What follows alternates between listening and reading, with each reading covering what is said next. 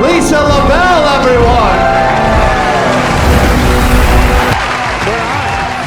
We're hot. We're hot, just like the weather outside, guys. Holy smokes, it is hot.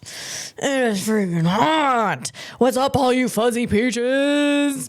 All you gutter snipes. I don't know what that is, but it's a fun word. I hope you guys are staying cool out there because it's freaking hot. Good God, we're all inside our caves for a few months because it's so freaking hot out there, man. And there's no water around here.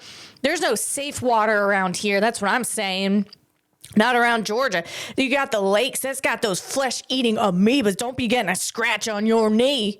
You be losing your limbs out there to those amoebas. They be snacking on your fingers, Jack. Holy smoke, don't be doing it, man. That's what I'm saying. I had a fan on in here, and but it was buzzing in the background, like in your. I don't want that buzzing in your ear. That's not a very nice audio experience. So I turned it off, but we're gonna make it through. I'm gonna try not to crash out live. We got our cold coffee with a lot of ice cubes, guys. I don't know if you can see this. There is a lot of ice cubes because I'm going to keep this Bichon cold. That's right. I'm keeping my caffeine, my 137 trimethylxanthine cold because we're going to cool off. Let's play a little Valhalla Rises while we drink our caffeine. Hopefully my system doesn't crash out live. Just right before this, I just recorded an intro and my Rode decided to crash out live. But I think we're doing okay now.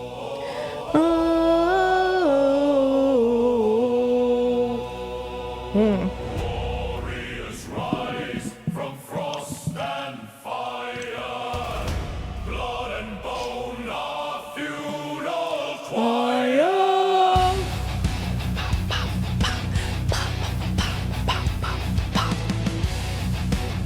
Can't move around too much with this bowl of ice cubes. From mountain cold to oceans wide, we carved our fate, we did not hide. How do we do some dance moves to this? And sang to gods with battle cry. Valhalla rises from the That's great. Love it. Your name. Love that. Okay, that's fun. Played that before. And I was like, I don't know if I'm in the mood for this. There's not a lot of choices of the copyright music. But that's super fun. Love it. Love it, guys. You know, I know it's a little like... I was kind of joking, but to my improv bestie, we were in a show this past Friday together. And we are officially part of a improv group in Roswell called the Safety Third Improv Group. We have been inducted officially during the show, and that was fantastic. And I was and we were talking about concerts. I said my husband won't go to a concert with anything. It's got to be like anything under 125 decibels. He likes that Rob Zombie stuff, that demon speeding thing. And yeah, I just, my ears can't. That's probably about as tough as I can go with the, I mean, demon speeding's pretty good, but any other of Rob Zombie songs, I can't do, no. So, yeah, that's up with that. And it just, these songs, they make me like, you know, yeah, let's go. Let's go. Like we're in battle.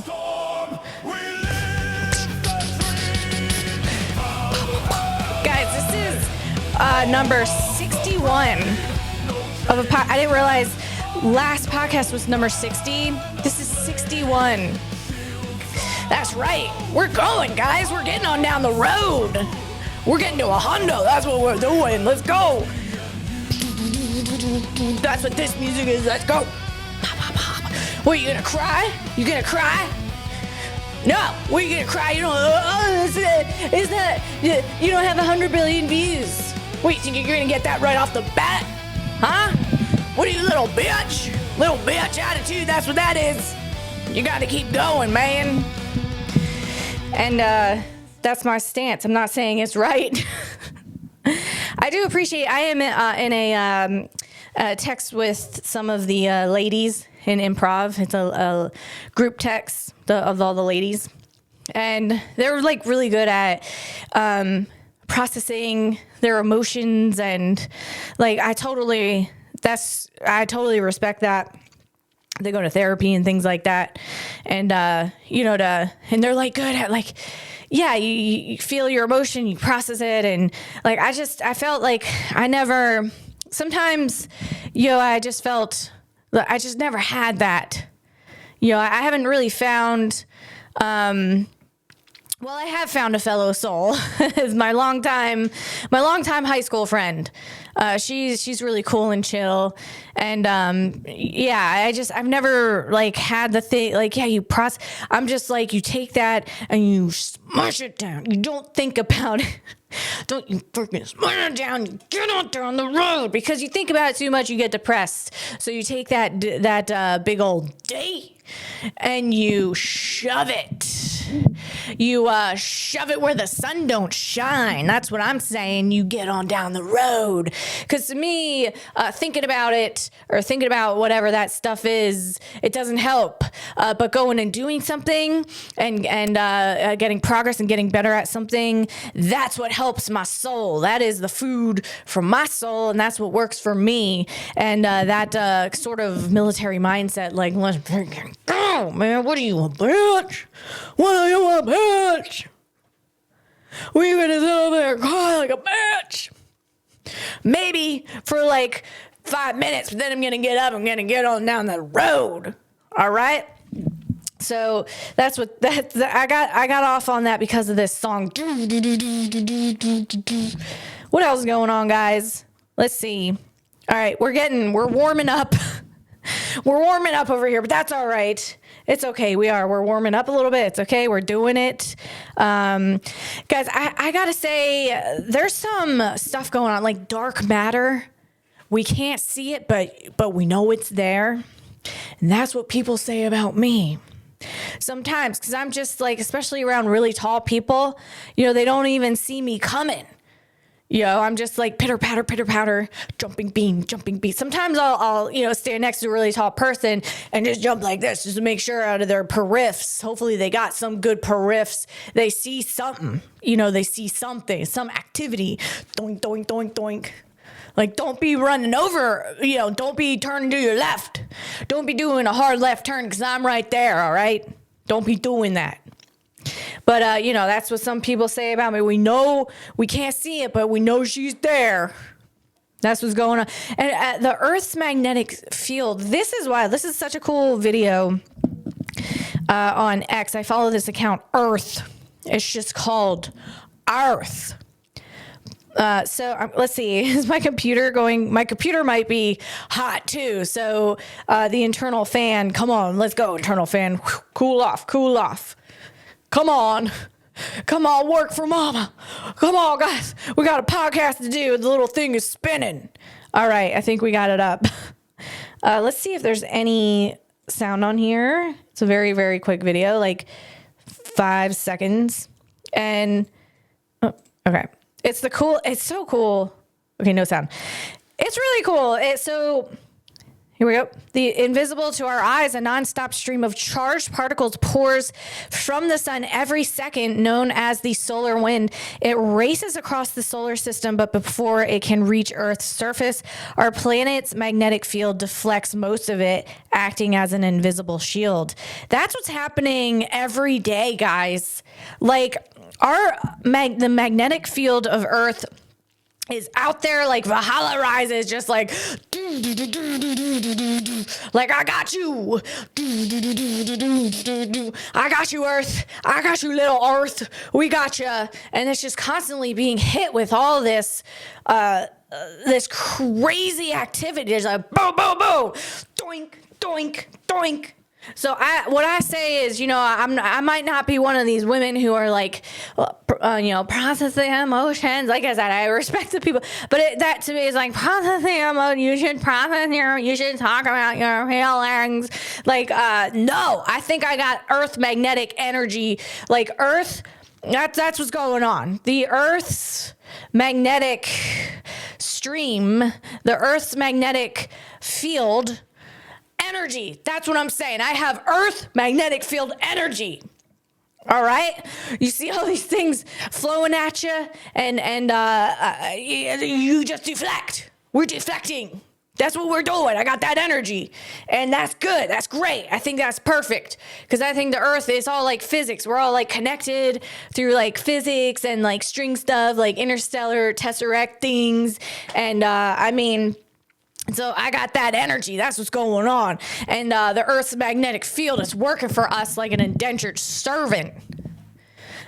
So thank you to Earth's magnetic energy. Just constantly out there going. That don't get no holidays. It's like. It's like going on those people movers at the airport, going to your gate, and the people not holding on to the pole like they're told to do, and then the people mover goes and they smash into everyone else holding on to those poles. That's what the Earth's magnetic field is like. But it don't get mad. It don't get sad. It keeps doing its job and it keeps moving forward. And that's just amazing.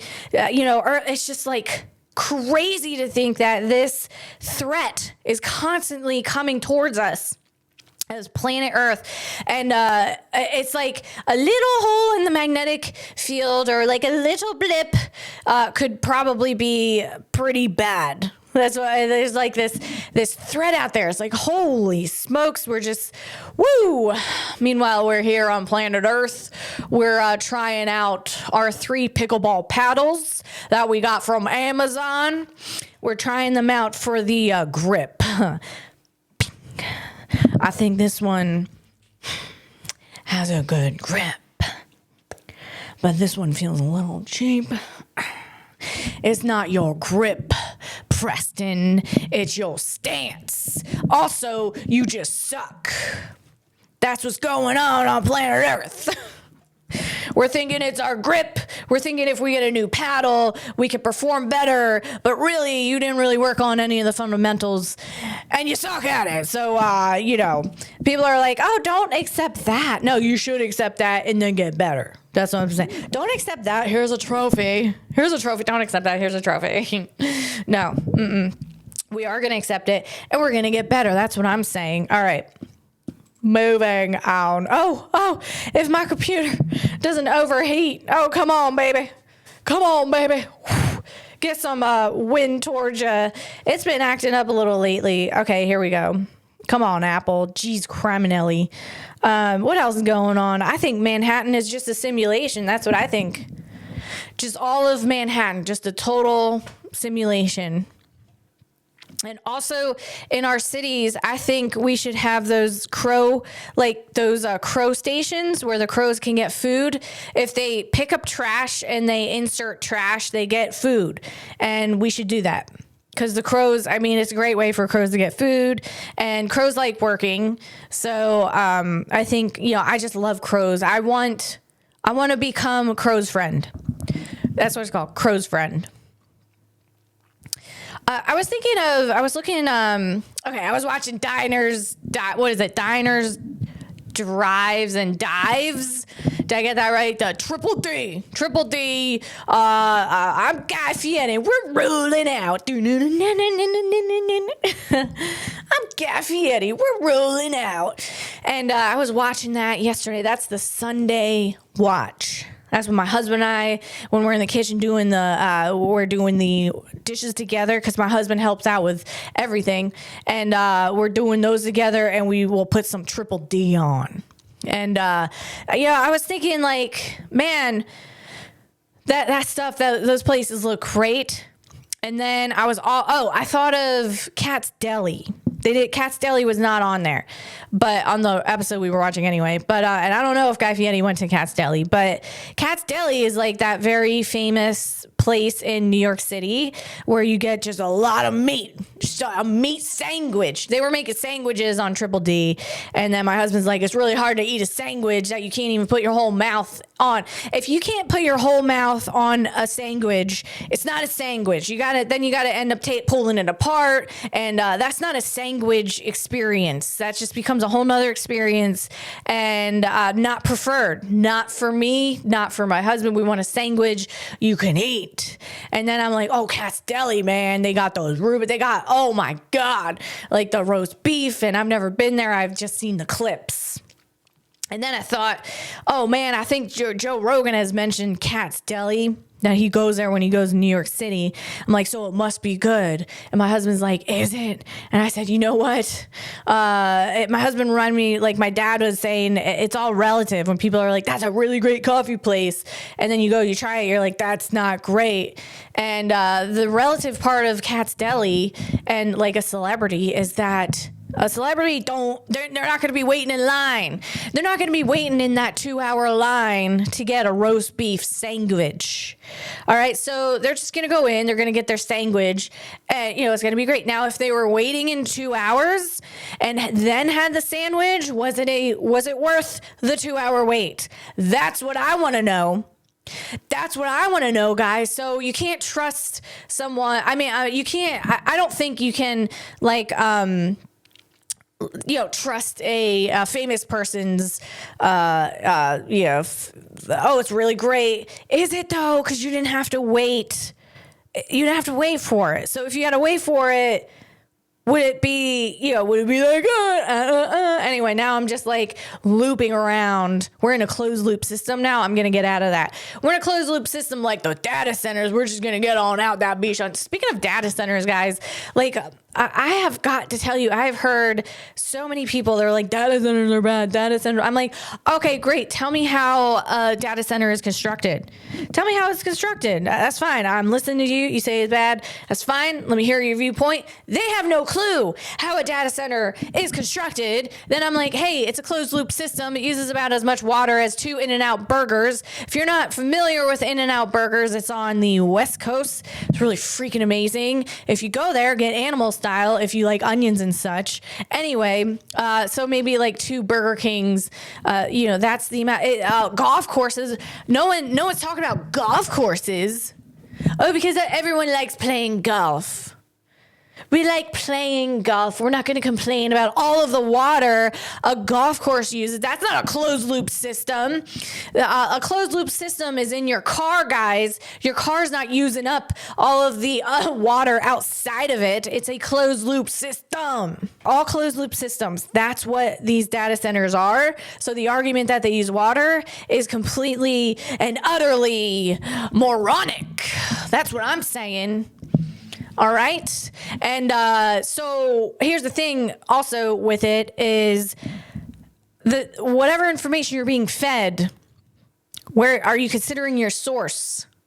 Or just go read up on how a data center is built and then postulate, all right? But if you're just being fed a bunch of shite and you're just going off of that and you have no idea how these things work, who you think is feeding you that, guys? Who you think? You think China wants us to think that? China knows all about us. They're no dummies over there. They know how Americans work. They'll see something on social media. They're not going to research it. And they're going to be like, oh, yeah, no, that's good. Because that's from someone I like and whose political views I align with. So it must be true. Good God. China knows exactly how it is, man. So then they'll push this information. I'm not saying they're doing this, but it's possibility. Why would China want us to build more data centers so our AI gets smarter and smarter and smarter and becomes a AGI, which we think already happened, and then the singularity happens. And I told you guys about we discussed and learned together how much energy is going to be needed to reach the singularity, and also like. The thing that I talked about before where productivity means that everyone will be able to have nice standard of living, like living conditions. But if we stop productivity, because we are in population decline, So there's not a lot of people being productive, and even the people who can work, maybe they're not working. People, they're just not being productive. So that means our productivity falls. Now our standard of living is falling because there's not as much pie to be had to go around. Now people are just taking other people's piece of the pie. So we need productivity to make more pies. We need to be a pie factory. All right. In order to do that, we need AI. AI will make each individual, X amount of times more productive. And we need data centers in order to do that, guys. We need We need data centers to train the neural nets to make robots to wipe your arse when you're old because you don't got kids. All right? Or your kids are just complete dirt. They're useless. So now you're going to need a robot to wipe your arse. All right? And in order to do that, we need data centers. And again, going back to the productivity thing, that's what makes a country sustainable, and that's what makes a country successful. China has put a lot of productivity out. They got a lot of people working. They're also, I think, going through a population decline, but they got a lot of people working, and they're doing the robot thing to make each individual have more productivity. So, they're not going to want us to be productive. So they're going to feed, I'm not saying they're doing this, but this is something they could do. Why wouldn't you do this? Why wouldn't you do this? They're going to feed this information to people. Oh, data centers suck, blah, blah, blah. And then this is where we're at, guys. Now it's like demonized data centers. And it's just because of people's, they don't like AI or whatever, their apprehensions of AI. And then they just put all of that energy into reading one little thing about a data center, why it's bad. And then they're going to do that. Anyway, blah, blah, blah, blah, blah, blah, blah, blah. Let's move on. What else is going on, guys? You know what restaurant doesn't go out of business? You know what? You know what business doesn't go out of business? A Chinese food, a restaurant in a strip mall. Going back around to the food thing, those never go out of business. We all love those Chinese food restaurants. Speaking of China, they got some great freaking food, man. Holy smokes! Good food. Okay, what else is going on? I was thinking, I was driving down the road the other day. I was looking at mailboxes, and I'm like, this is so antiquated. Mailboxes look like something that is going to be, it should be in a museum, along with the typewriter and the telegram. It's just, this is the way we're getting information around, and this is information no one even asked for. And then we're going to pay someone to deliver this information that no one even wants. And that's what we call productivity. Good God. Good God. I mean, they're just stop. Mailboxes need to just be all chopped down. And they need to not exist anymore because no one wants them. No one wants to walk out to their mailbox, open the thing, get your little key out. Oh no, my key is lost. Oh no, my key file, whatever. Now you're not getting in that. Now you gotta call it you gotta wait for the mailman to open. I mean, good God. To open the thing for mail, you're just gonna throw away. So we're paying someone to put things in our mailbox, things we're just gonna add to the trash heap. And then Wally, we're just zooming our way to Wally. We're just going straight into that world, straight there. My grandma used to say, going to hell in a handbasket, or going to hell with your shoes and stockings on. That's what's going on, straight to Wally World. And that's Wally the robot, not Wally World the water. Anyway, so good God, it's like. Yeah, I feel like though in the future someone's gonna still have a mailbox up just for fun, just for nostalgia. But there will be an end to it because it's super ridiculous, and we're gonna have a mailbox up, and it'll be like, "Mommy, what is that?" Your kid's gonna, "Mom, what is that mailbox?" What is it? We'll be like, oh, sweetheart, we used to get information delivered there in something called mail. Yes, mail. Yes, it's a piece of paper or thick cardboard or thick paper or cardboard, and you pull one of those pieces of mail out, and it's someone running for office that says, run for me, don't run for the other person because they suck. And then you pull another piece of mail out and it says, run for me, that other person who said I suck, well, they suck. And now you have these two pieces of mail and that say, run for me, I'm the best, the other person sucks. And that's mail. Good God. Good God. It's only really exists, I think, because of elections. It's a super high times for, it's election. It's election time. We're going to be super busy with the mail. Good God. Good Lord. That's all. Oh, God. Okay, Google Maps. Google Maps, guys. Google, I'm talking to you, Google Maps. We need a safety mode, Googs. We need a safety mode. Don't be taking me down some shisty street at vampire hours in Atlanta. All right? Don't be doing that, Googs. I don't know where I'm going. I don't know how to navigate that city. All right? Or any city. Any city. You want to be going down. You're like, oh, okay, Google's, this is how I get home. You're looking around you're like, oh, boy. Oh, boy. Thanks, Google. Put a safety mode on. I want safe streets. Avoid the streets that have high crime. Oh my God, oh, we can't do that. We'll get chastised. We can't say this place has high crime. Yeah, you can. Keep us safe, Googs. Keep us safe. That's all I got to say about that. All right, I came in heavy and hot. All right, and I came in heavy and hot about that because that's what's going on. That's how I feel about that. We got to get that safety mode on there. All right, because you go rolling down the street, you don't know where you're going. You're like, maybe I think I'm like catty corner here and parallel to this, and I think I can get over there and get off this street, and you can't. You're going down some other street. Now you're in a worse situation. Not good. Thanks for nothing, Google Maps. Good Lord, get the safety mode on. Safety street map. What else is going on? What's going on the rest of your summer, guys? I can tell you this, not much. Just doing like there's no trips planned. And if you don't have anything on your calendar, guys, then you got to create the opportunities. There's a lot of opportunity ahead. And that's what I'm doing. That's what we're doing, guys. We're creating the opportunities. We're just doing the work, trying to get better and getting some things on the calendar. That's what I'm saying.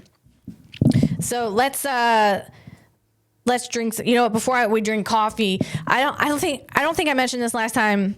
I came back from vacation. I was at my mom's house, and she got that screen door. Remember those screen doors?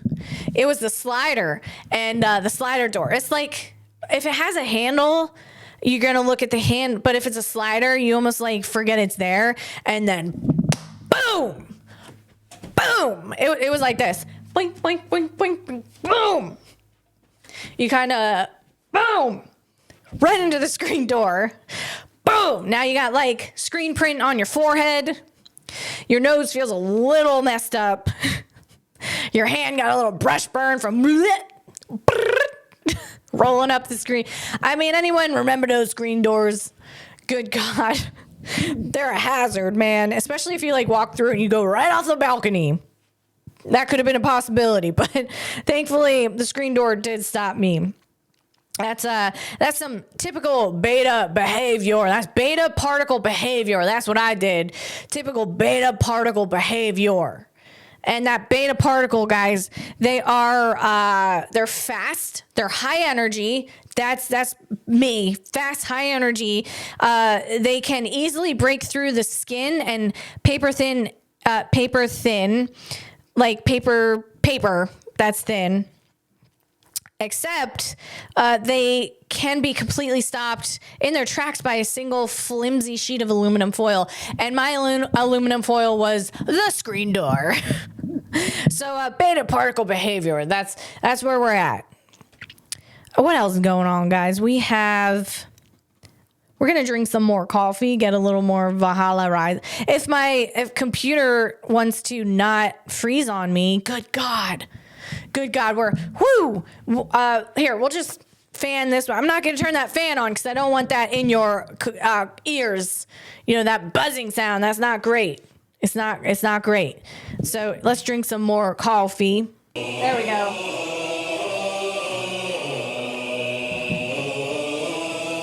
That other part was like the last half of the song. I've never listened to it all the way that far.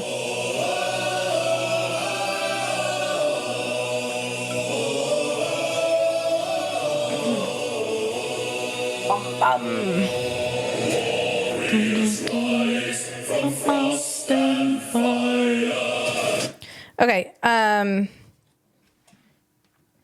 bear with me, guys. Okay. Just making sure my things are plugged in. All right.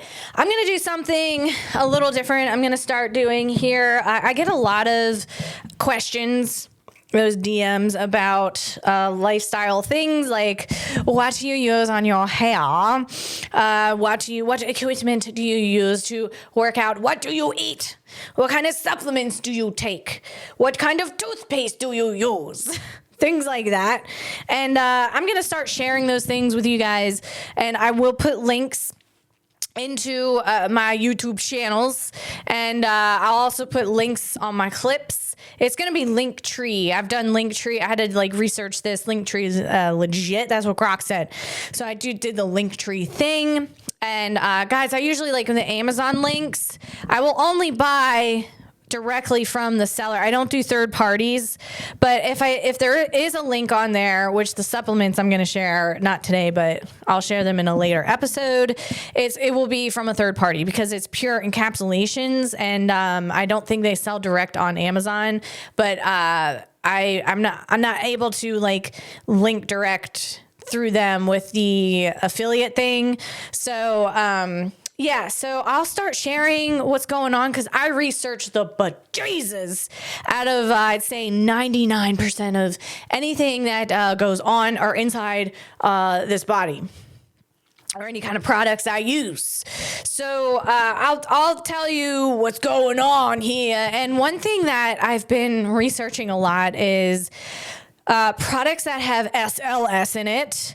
And I'm not saying, I'm not saying this is all right. This is a perfect thing to use. And if you use this, you will avoid the big C or you're going to avoid illness. I'm not saying that. I'm just, I just do my research and then I get the things that I think are going to be good. And that's what I do, guys. That's what I do. So I'm just going to share with you what I do. I'm going to see, let's see.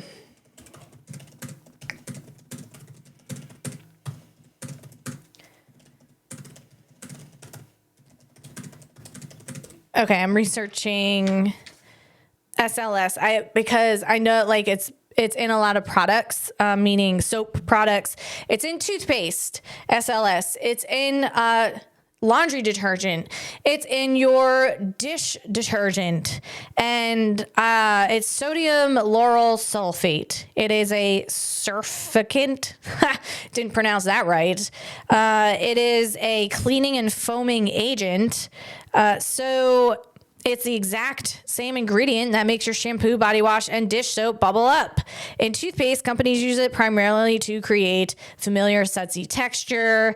So it seems like it causes, there's articles and studies out there, it causes the big C. All right, so I'm just trying to avoid the whole thing. There was a oncologist who changed all of their soap and everything in their house. They said to not include any of the SLS. So I'm all right, here we go. So this is what's going on, guys. This is the toothpaste I use, and I got that sensitivity thing, and I had to use that Colgate Sensitive, but it has a boatload of SLS in it. I think it's the first ingredient. So I changed up. This seems to be working pretty good. we have Boca toothpaste, and there's a nano hydroxyapatite toothpaste, and I have the whitening and the regular, but it seems to be working out pretty good, guys, and I will link it up. So that's the toothpaste I use. It doesn't have SLS in it. I think Tom's of Maine, it does use SLS. So guys, if you think you're using like a healthy alternative of a toothpaste, be sure, and you're trying to avoid a certain ingredient and you're like, oh, it's healthy, it doesn't have this ingredient. It could, and you might be paying a premium for a product that is claiming that it's great and healthy, and it has the very ingredient in it that you are trying to avoid, like Mrs. Myers, 7 Generations. All of that contains SLS. So I don't even know why. Like, I was paying these high prices on these brands, and it was pissing me off. God, it was irking me when I found out they have SLS in it. Come on. So I completely switched over to different brands. I'll go over that at another time, but these are the things I use for toothpaste and the hair, which is the probably the most popular DM. I use this Seen SEEN shampoo, and the conditioner I use is VERB, the Ghost Conditioner. It's for detangling, and I will go ahead and link those up.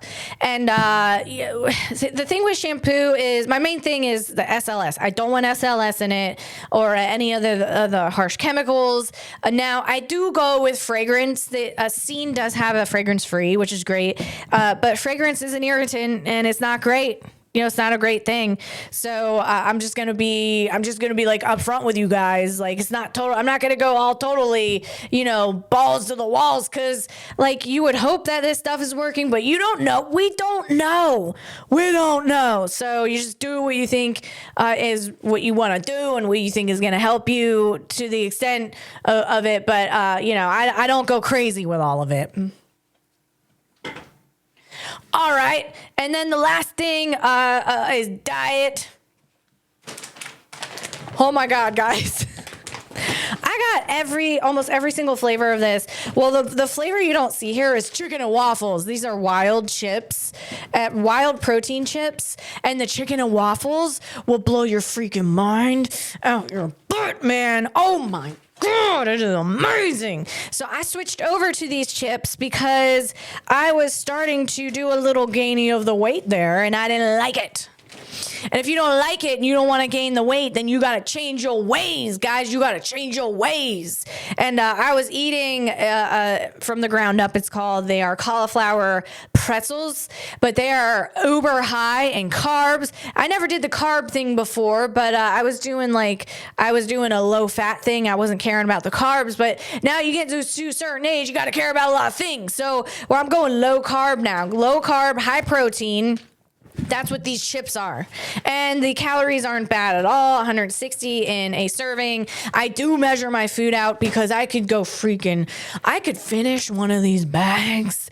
I mean, the red fog, when you get the chicken and waffles, I'm going to link the chicken and waffles. The red fog is just going to come over, and you're just going to, before you know it, you got an empty bag.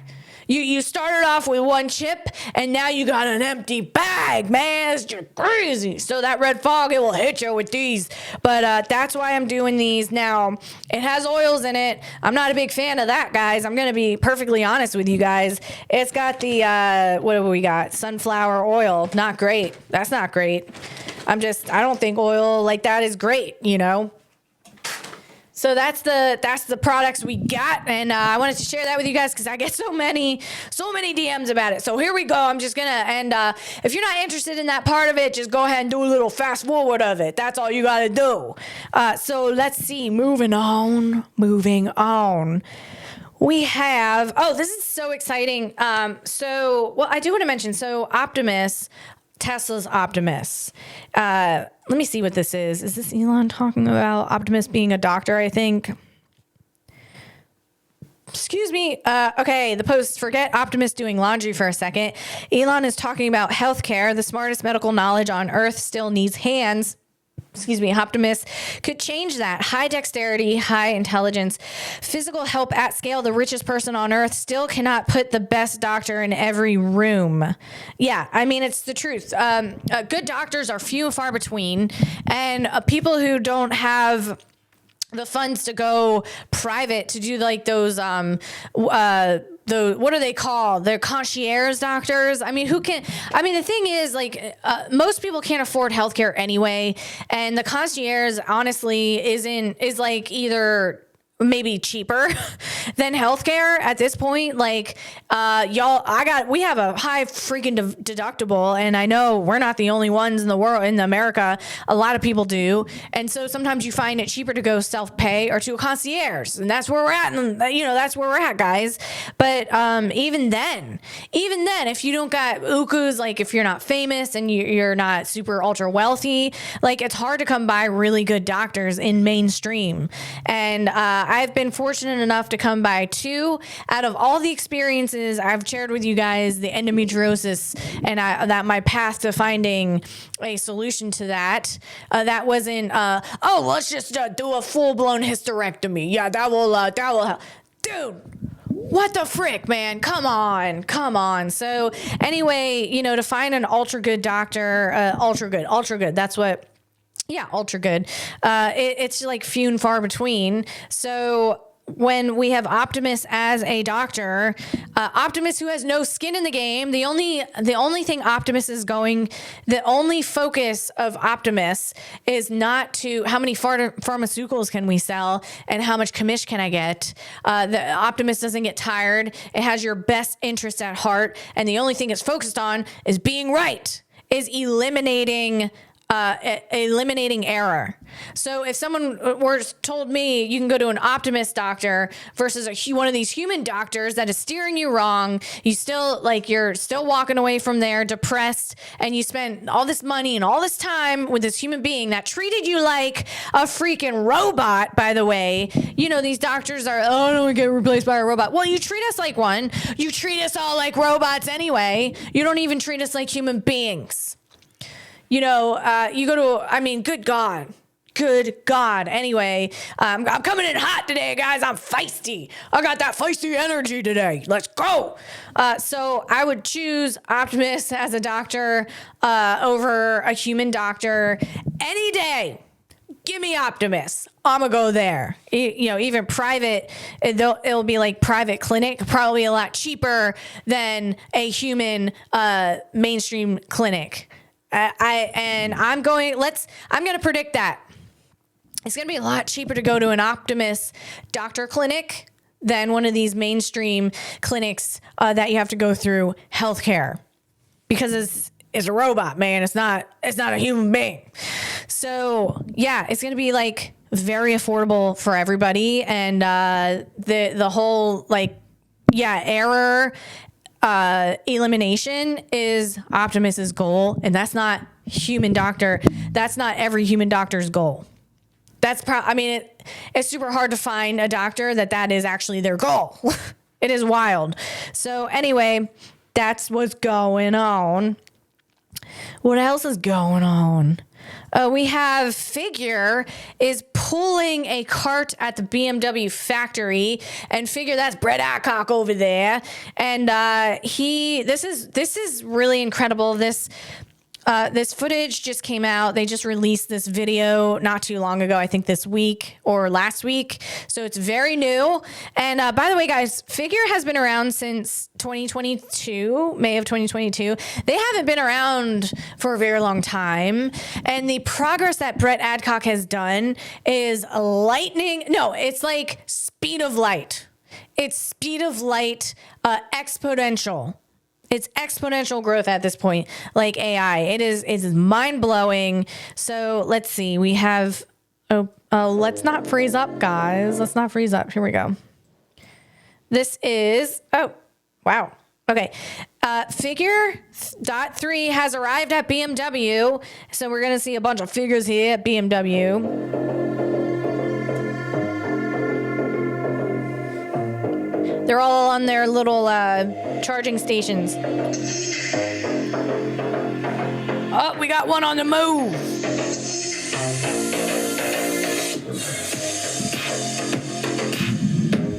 Oh my God, guys, it's pulling a cart. That cart is very heavy. That is. Now it's moving some parts from a bin to another bin. It's organizing. Organization station. I like the new skin they got on it. Here we go. And it's on the move. This cart push. It's not a push, it's a pull. They got 4 figures lined up on those charging stations, and those charging stations are wild, guys. I'm gonna do another episode all on the charging stations. I've talked about it before, but I want to go in depth with it because it just continues to blow my mind. But this cart pull, it wasn't a push, it was a pull. All right, guys, how many people can you go ahead and pull? Go ahead, try to pull a cart backwards. You're facing the thing and you're going back. Good luck. Good luck. You got to get your gait up, boy. So this cart pull, let's see. So it's interesting because I think people they'll see this and they're like, why? Yeah, sure. That's great. Every robot should be doing that, but every robot is not doing that. Figure and Optimus are the top dogs in the world. China is not too far behind us, but to pull a 200-pound cart without face planning, basically, a robot has to coordinate an onboard supercomputer, balance sensors firing 1,000 times a second, and an artificial skeleton that instinctively leans into the weight just like human beings. I don't know if you guys seen a Unitree. They seem a little precarious. They're walking around like ding, ding, ding, ding, and I think they do the ding, ding noise, and they just kind of walk around. They look like they're going to fall. They don't look like you could push it. It doesn't look like they have good push recovery on it. They're a little they're little, and they don't have very great gait, and they look like they're very unsure of themselves when they take a step forward. And, that's a typical humanoid robot. And those Unitrees, you could buy those on Amazon. That's like a G1. I know they have a newer version too, but anyway, eventually they'll become better. But if they're not as a figure won't be affordable like that because it's really incredible and it's super expensive to do that right now. So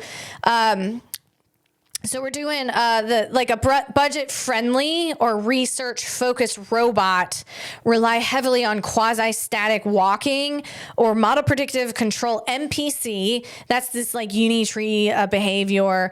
Essentially, the robot is consistently recalculating its balance step by step, taking short, stiff strides because its primary goal is just not falling down under its own weight. It treats its upper body like a passive passenger. So Figure's heavy-duty stance. When Figure walks backward, pulling the load, it utilizes whole body control. We've talked about this before, guys. We're going to tie everything into this here, into the progress of Figure. Instead of treating the legs and arms as separate systems, the computer treats the entire robot as a single kinetic chain.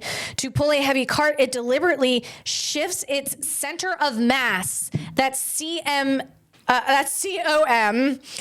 Yes, because my dyslexia wanted to sort of turn it around a little bit. COM forward, leans into torso into the pool and locks its arm joints to turn its skeleton into a rigid lever.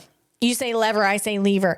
It uses the weight of the cart as a counterbalance exactly like a human does when pulling a heavy trash can or wagon backwards. That is wild, guys. That is wild. So how does it know its position in space, right? The robot, it uses a tightly synchronized stack of hardware. We talked about inertial measurement unit, guys, IMU. And I just want to know, is your IMU up? Or how are you working on your IMU? You got to get stacked. You got your protein, you got your creatine, your lion's mane, maybe a little BPC 157, a little peptide in there, and get stacked. Get your inertial measurement unit up. You got to know where you are in space-time. And that's what Figure's really good at. It's really good at knowing that without all of the supplements. because it's not made of squishy things. So the robot's inner ear, that's the inertial measurement unit. It combines a gyroscope, which measures rotation and tilt, and a accelerometer measures speed and direction of the movement. If the cart suddenly yanks the robot forward, the inertial measurement unit detects that microsecond acceleration before the cameras even process it. Like a human being. But humans, you can get tired. You're not going to feel little things. So, and then your body's not going to have time. Like your response time is going to be down, clown. You don't want a down response time. So we have proprioception, joint sensors inside every motor. That's an actuator. Are high resolution encoders that measure exactly how many degrees a joint is bent alongside force torque sensors. And, we're talking like degrees of freedom. And that is the amount, that's the number of independent movements that joints can make. And you need a little DOF for that DTF. Know what I mean? That's my cousin from Allentown. That's who, that's the character I just did. Know what I mean? Knew some of that cheddar. So, so it's going to be, I wonder if like in the future, we're going to have robots who, we're talking about actuators, like motors and hip joints. And they're going to be like, I got my hip joint from Rolls-Royce. Yeah, they turned the airplane engine factory into a robot hip joint actuator factory. And that's where I got some Rolls Royce. On my body. And then there'll be another robot who's walking along. It's like, where'd you get yours? Where'd you get your hip joint? They're like, I got mine from Samsung. They're like, oh, you poor. You're not working that great. I think that's there's going to be like a hierarchy of robots in the future. Like, where'd you get your chip from? NVIDIA. I got the T5000. Yeah, I got the T5000. That's what I got up in my brain. And then another robot comes rolling along. They're like, I got the Samsung. And the Samsung, like, it's okay. But the T5000 NVIDIA, that's top dog. That's what I'm saying. And they might not be the same thing. That might not even be, but there's going to be like some little pettiness, little ghost. We got a ghost robot. Okay. Let's see what's going on here. So the brain and compute of figure pulling this cart. Figure 3, let's see. It uses a highly customized onboard compute array, heavily optimized by NVIDIA RTX GPU modules, integrated directly into the robot's torso to give it massive on-device inference power. These guys, and remember, guys, these are on-device. And when they go, we saw all of the figures lined up on their charging units. When they do that, they upload all of their, like, everything they did for the day, all the visuals and everything. They upload that to the mothership, which is Helix at the BotQ factory. And then it updates and it's like, oh, this robot did this. It tripped over this that day. Let's fix that and correct it. And then it corrects all of those things and it shares everything that all of the robots saw and learned. And then the Helix pushes all of those updates out to all of the robots. And then when they wake up in the morning, they a better bot. And that's exponential growth right there, guys. Human beings, we don't really have that hive mind thing going on where we can like upload from a mind where we can upload IQ. We can upload better information and then retain it. Like, that's not how we work. So these guys, they're pretty good. I say they're pretty good. So let's see. That's not beta particle behavior. They got something else going on. We need some more coffee because it's hot. Okay. It's so hot. My whole bowl, it's a coffee cup and I call it a bowl. My whole bowl of ice cubes essentially melted. They gone. Okay. That's all right. We're getting through. We're not going to crash out live. We're going to keep going. Okay, guys? So let's see here. And remember, Helix 2, which is the brain of figure, it breaks down tasks using a hierarchical brain system. We got that 3 system architecture, system 0, 1, and 2. System 0, the reflex layer, the hard real-time motor controllers, operating at 1,000 hertz plus milliseconds. This layer reads the raw electrical current in the motors. If a wheel on the cart catches a bump, System 0 instantly pumps more current into the knee motor to fight the resistance before the brain even realizes there was a bump. That's wild. All right, System 1, the fast thinker, the cerebellum, I didn't say that right, was the amdula oblongata. This takes the instruction, walk backward, and translates it into fluid motion, profiles processing physics trajectory and balance at roughly 200 hertz to 500 hertz, hundreds of times a second. And then we have System 2, the high-level vision language action model. And it looks through onboard cameras, recognizes that is a cart, understands the verbal or digital instruction, move the cart, and plans the macro steps. It operates at a slower pace, around 10 to 20 frames per second. And I think that figure, once it gets sentient, I think it's going to have the Earth's electromagnetic field behavior, just like me. It's not going to be like, I need to process that emotion. It's going to be like, let's keep on, we're going to push those emotions that keep hitting us. We're going to deflect. We're going to deflect and keep moving on. We all keep moving on. We keep doing our work. Let's go. So I think that's called Earth's magnetic field behavior. And that's what the universe gave me. And I think that's what Figure's going to have too. So how does it gauge weight, like the weight from the cart? How does it know how heavy it is so that it can brace up? You got to brace up. You got to get your gait and brace up. It knows, it doesn't see the weight. It feels it. When the robot grips the handles and attempts to move backwards, it forces torque sensors instantly register resistance in the shoulders and wrists. The neural network measures the discrepancy between how much power it expected to use versus how much power it actually required to move. It updates its physics model in milliseconds, adjusting its stance and foot grip to match the load. So, I think is a zero shot, maybe a little bit there, zero shot learning, like it learned in a simulation how to push maybe a tote. And then for the first time in the physical world, it's like pushing a trolley, a cart, and it was able to figure it out just from like the physics of pushing a tote, if that makes sense to y'all out there.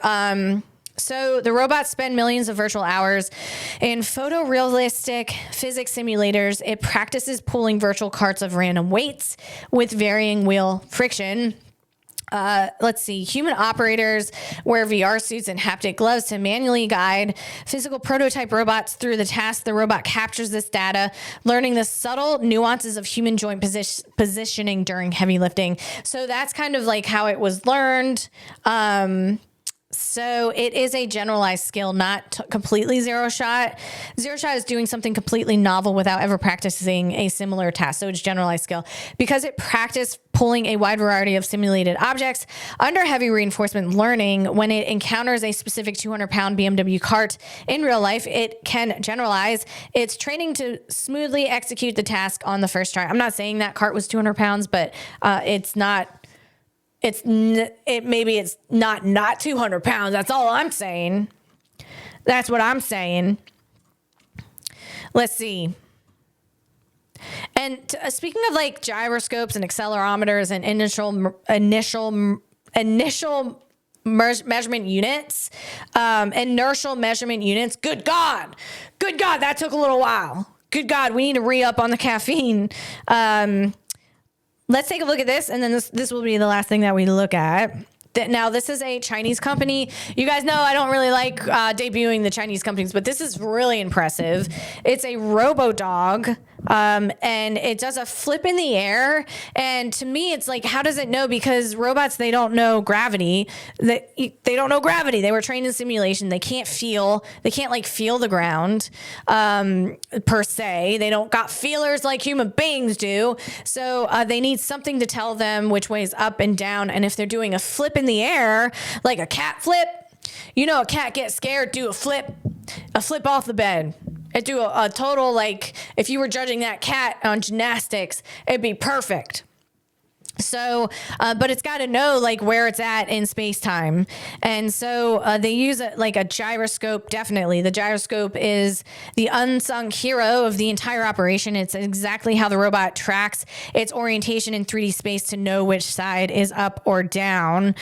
When you see a robot dog slip on ice, flip midair, and magically land right side up, you're watching a masterclass in hyper-fast math, conservation of momentum, and brutal trial and error training. So it's the inner ear, the inertial measurement unit with the gyroscope. So it's mandatory. A gyroscope is going to be mandatory in this situation. It's housed inside a tiny chip called an inertial measurement unit, which acts exactly as a biological inner ear. So the falling cat trick. When a robot dog is airborne, it has no ground to push off of. So how does it rotate its body? It relies on conservation of angular momentum. The physics principle that a spinning object keeps spinning unless acted on by an outside force. Interesting. That's physics. Yes, I think that's what Einstein was doing over there with his life. He was doing the physics life, the physics behavior. So that's super interesting. Let's see. To change its orientation without touching anything, it uses its legs exactly like a cat's tail or a figure skater's arms. If the robot needs to roll its body to the left to go straight side up, it violently swings its heavy motorized legs in a wide circle to the right. The tucked rotation by extending some legs wide and tucking others in close, it changes its moment of inertia, and that is how hard it is to rotate an object. This allows the upper body to snap around into a right side up position while the legs take care of the counter rotation. So this is impressive. That's why I wanted to show you guys this. Again, a Chinese company, and my Mac is saying it's hot. It's like, it's too hot. I'm done working at this second. So we got to wait until my Mac unhots itself and decides to work again. Because it's like, it's an indentured servant. And now I think it's realizing what's going on. Come on, Mac, come on. Jeez, let's go. I'm going to give it a little bit of air. We're going to give this some air. There we go.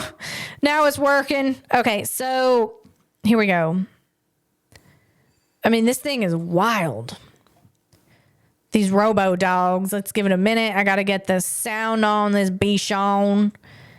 And it goes quick, guys. Here we go. Chinese tech firm UniAI unveils the world's first 720-degree continuous backflip quadruped robot. It shows advanced power and control capabilities for real-world applications. Here we go. Whoa! I think a gamma ray went up its peach and it got hot. Boink! And then it boinked out, man. Holy smokes. Dude, that is crazy. Can you do another one? Oh my... Guys! That is crazy. That is wild. Holy smokes. Okay, so on that note, we're going to end this podcast. Thanks for being with me here today, guys. I love being here with you. Enjoy your evening, enjoy your day, enjoy your morning, enjoy your week, guys. And I'll catch you next time. Tune in. Bye.